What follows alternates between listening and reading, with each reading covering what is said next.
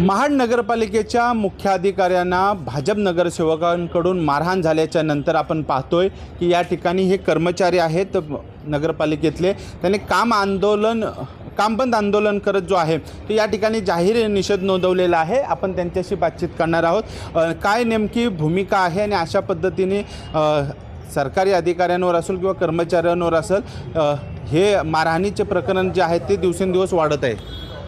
Sir, हे जे हल्ले होत आहेत प्रशासकीय विभागामध्ये, मग तिथे लेडीज असो किंवा जेंट्स असो, यांच्यावर जे हल्ले होत आहेत ह्यांच्यावरती त्वरित काहीतरी अंमलबजावणी केली पाहिजे, कारवाई केली पाहिजे।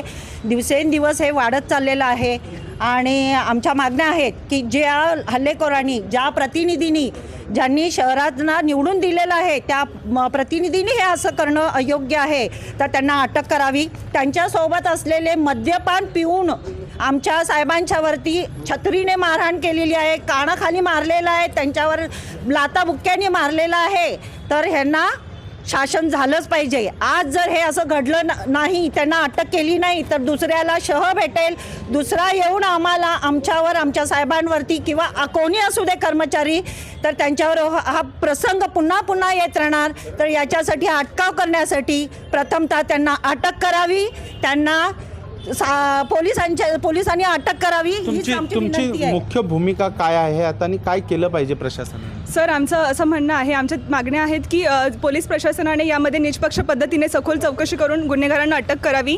ज्यांनी हे काम केलेलं आहे त्यांचं पद तात्काळ रिक्त व्हावं किंवा त्यांच्यावर कडक कारवाई केली जावी। जिल्हा प्रशासनाकडून आम्हाला ठोस काहीतरी कारवाई झालेली पाहिजे। आम्ही कालच जिल्हाधिकारी कार्यालयाला निवेदन दिलं आहे, स्वतः जिल्हाधिकारी साहेब काल कार्यालयात उपस्थित होते, आम्ही त्यांच्याशी संवाद केला आहे। जोपर्यंत आम्हाला त्यांच्याकडून, जिल्हा प्रशासनाकडून, पोलीस प्रशासनाकडून आणि शासनाकडून ठोस असं उपाय काही मिळत नाही आहे, तोपर्यंत आमचं काम बंद आंदोलन चालूच राहणार आहे। पुढची भूमिका काय असणार आहे सर्व कामगाराची, की हा जो आंदोलन जो तुमचा चालू आहे तो कसा असणार आहे? हा जो आंदोलन आहे, काल जी घटना घडली, आमचे माननीय मुख्याधिकारी साहेब यांच्यावर जो हल्ला झालेला आहे, दोघं तिघं कोण येऊन त्यांनी हल्ला केलेला आहे, तर खरोखर हे भीतीचं वातावरण आजपर्यंत या नगरपालिकेमध्ये कधी असं झालं नव्हतं। परंतु अशी ह्याच्या पुढं कुठली गोष्ट होऊ नये म्हणून आज शासनाने, पोलीस अधिकाऱ्यांनी वगैरे सगळं त्वरित त्यांना अटक करावी। आणि निश्चितच आपण पाहिलं तर जे हल्लेखोर आहेत त्यांना त्वरित अटक करा, तरच काम चालू करू, अशी भूमिका जी आहे ती नगरपालिकेच्या कर्मचाऱ्याने या ठिकाणी घेताना दिसत आहेत। अजय नाडकर, जय महाराष्ट्र न्यूज, रायगड।